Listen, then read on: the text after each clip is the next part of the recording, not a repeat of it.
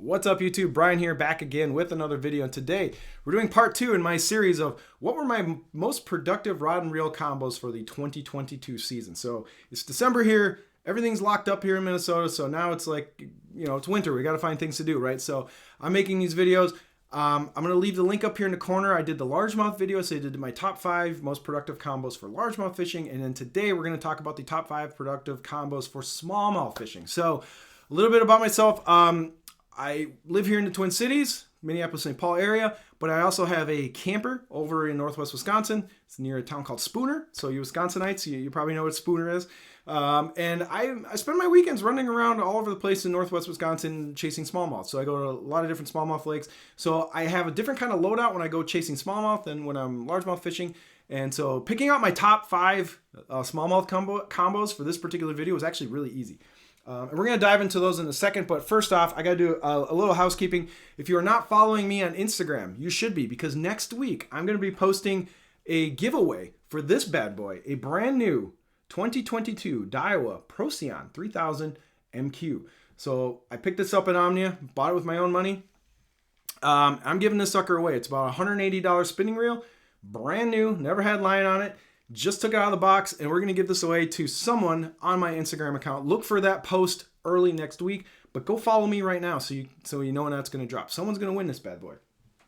All right, let's jump into the video. So my number 1, without a question, the combination that I caught the sheer most amount of fish with, and this is an easy one. If you follow me on Instagram, you'd probably be able to guess this. But it's this bad boy. It's a baitcaster. It's the NRX 873C Carolina rig rod from G. Loomis.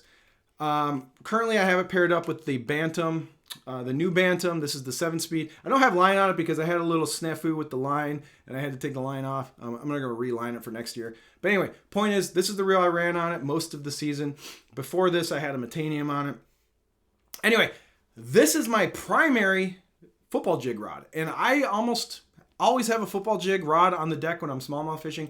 A lot of the lakes in northwest Wisconsin and here in Minnesota, crayfish is a major forage for smallmouth, and so they're always in a crayfish eating mode. So you can basically drag a football jig up shallow, out deep, on rock piles, on sand to grass, sand flats, everywhere there's smallmouth, they're likely going to hit a football jig. So I almost always have a football jig locked and loaded on the deck. Thus, this rod is always out. If you can tell by how absolutely filthy the handle is, by how much I use this rod. I love this rod for throwing 3/8 to half-ounce football jigs. This is heaven. This rod is really well balanced. It's perfectly balanced. It's super light. It's incredibly sensitive. Like when you're dragging a football jig with this rod, you can feel when it hits the rocks, when it hits the chunk rock, when it gets off the rocks into the sand, when it hits soft bottom. This rod just gives you so much information back to your hand. So I just love picking apart spots with football jigs with this rod. Setting a hook on this thing is great. It's got a good tip for really jacking them on a hook set. Just an amazing rod. Also, this thing is super versatile. You can do a lot of other things with this rod. I'm going to be giving this rod its own video, but I also use this rod for half-ounce spinnerbaits, for just straight Texas rigs, for straight flipping grasswood jigs. It's just a great all-around medium-heavy. They call it a medium-heavy plus, so it's a little heavier than a medium-heavy, but the tip on this thing is pretty soft by G. Loomis standards. But anyway, great rod. I love this thing.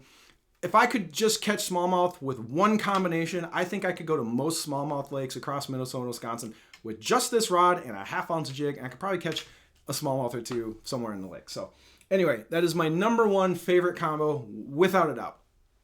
But number 2, this one really took over this season because I really got confident in throwing a free rig. And this was my main free rig combo all season. So I actually ended up throwing the free rig combo a lot more than like a Ned rig, because I think a lot of the smallmouth in my lakes are starting to see a Ned rig a lot more. So they weren't as reacting as crazy to it as they used to in the past. So I just I'm going to throw a free rig. Then I started getting a lot of bites. And then a free rig became basically one of my main presentations this year. And I threw that exclusively on this thing, the Megabass P5 Windbuster. So I have this paired with a Daiwa Kage MQ 3000, which has been a really great reel. I have 2 of these This particular one out of my two is great. It's still really solid, no flex in the handle, just feels like it just came out of the box. Really happy with this reel. It balances pretty well on the Windbuster because it's a little bit of a heavier reel because it's the MQ. So I personally think the Windbuster is a little tip heavy, so putting a slightly heavier reel really does make this rod feel a lot lighter. I mean, it already is really light, but it feels really great in the hand when you add a little heavier of a reel to it. Anyway, I threw a free rig on this rod almost exclusively. So it was usually a 3/8 ounce to sometimes a 3/8 and sometimes a quarter. So I did either quarter or 3/8 free rig weights on this, usually with a 2 or 3/0 EWG hook, and then lots of various different plastics that I like to throw with the free rig. So with forward-facing sonar, I really liked throwing this at fish specifically. So I see dots on the forward-facing sonar, fire the free rig out, watch that bait go down, fish react, set the hook. I'm running on all of my spinning setups. I run 10-pound.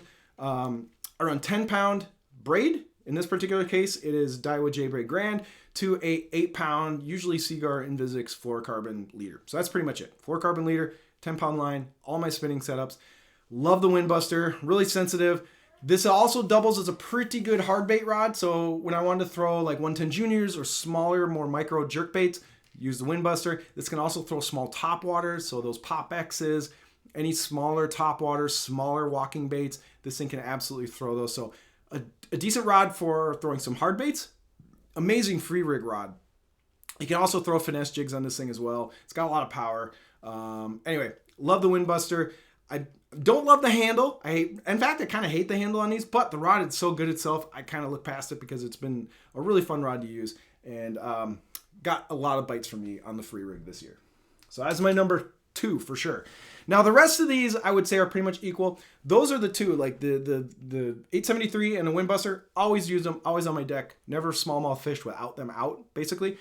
The next few also did get a lot of action. So I'm going to jump right over back into Megabass. Now this is a rod that is unfortunately discontinued, and I do not believe that this is coming out in the reboot of the US Destroyer models that's coming. I think this rod is officially retired.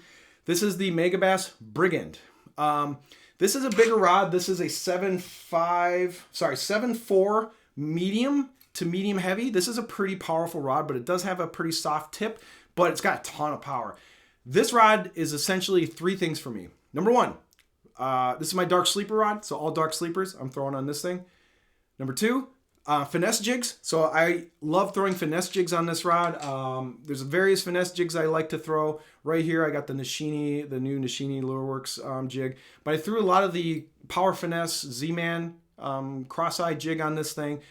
Basically any small micro jig, anything basically a 1/4 ounce or under is going to be great on the Brigand. I also use this as a tube rod. This is my tube rod. If I'm throwing a tube, it's always going on the Brigand. Can make really long casts. It's super powerful. Sensitivity is really good. I also have a Daiwa Kage MQ3000 on this, just like on the Windbuster. However, this one, I don't know if you can hear that. The handle's really wobbly on this thing.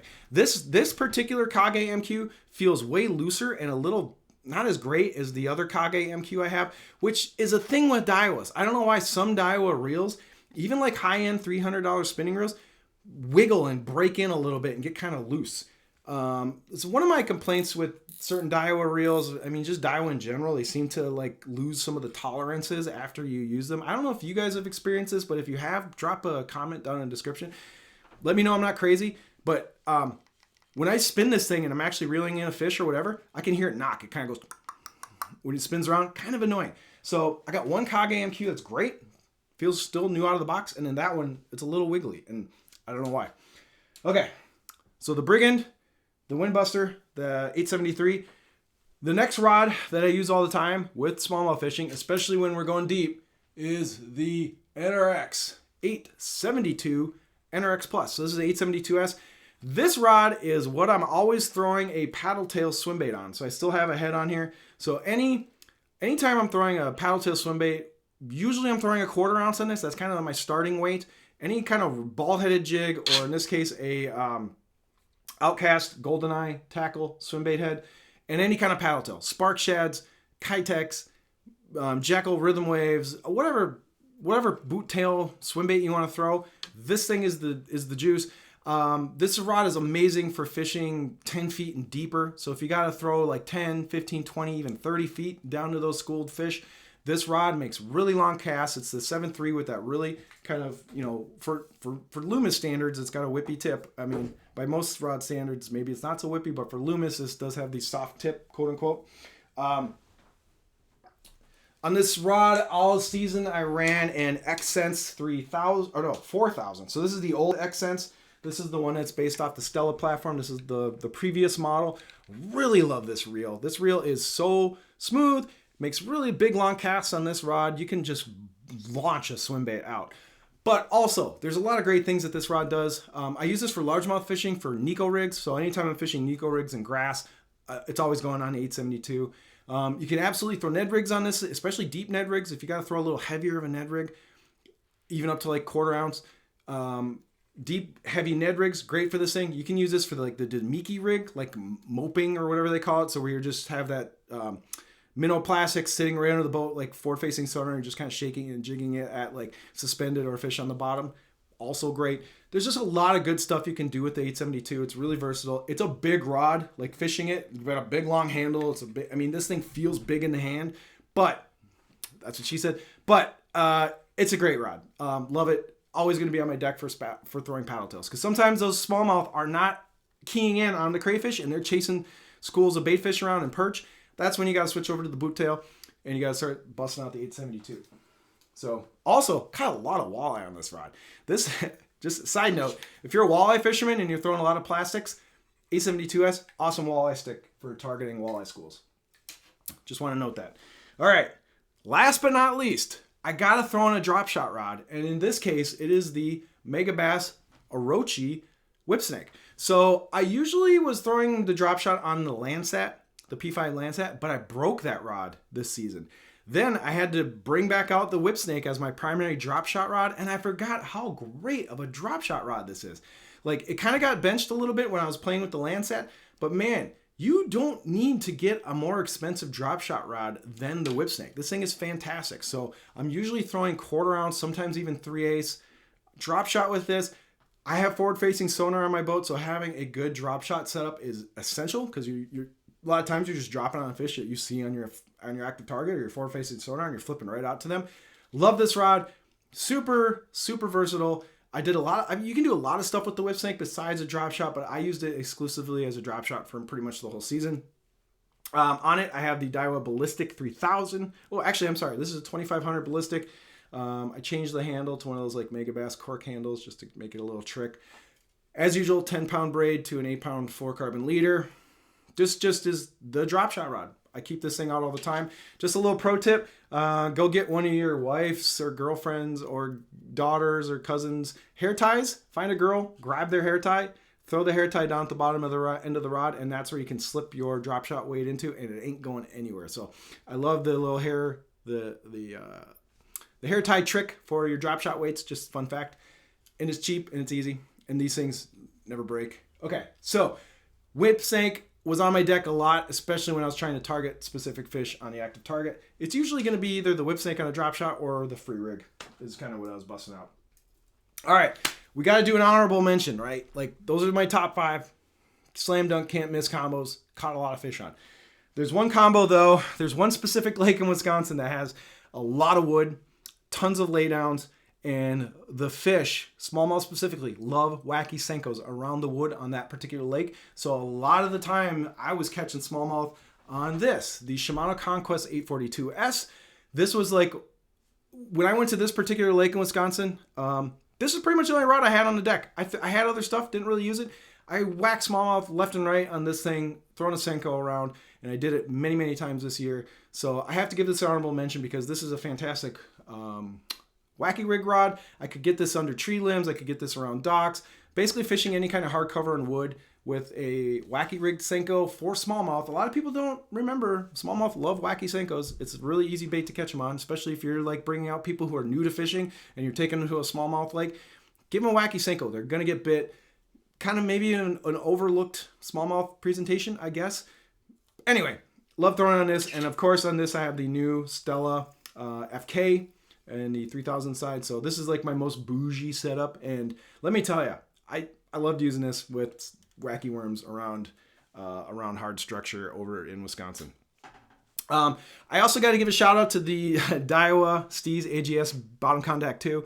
I caught a lot of smallmouth Carolina rigging with that rod. You can see I have a video on my channel where it's like basically all I did for an entire day. I don't have that rod with me. I already put it away from that last video, but the Bottom Contact 2 also gets a shout out for boating a lot of smallies on a Carolina rig. So that's the video for today. I hope this was interesting. I hope you learned a few things maybe about some of these rods. And we'll catch you on the next video. Make sure to hit me up on Instagram and get involved in the giveaway that we're going to do next week. So until the next video, we'll see you later. Thank you for watching.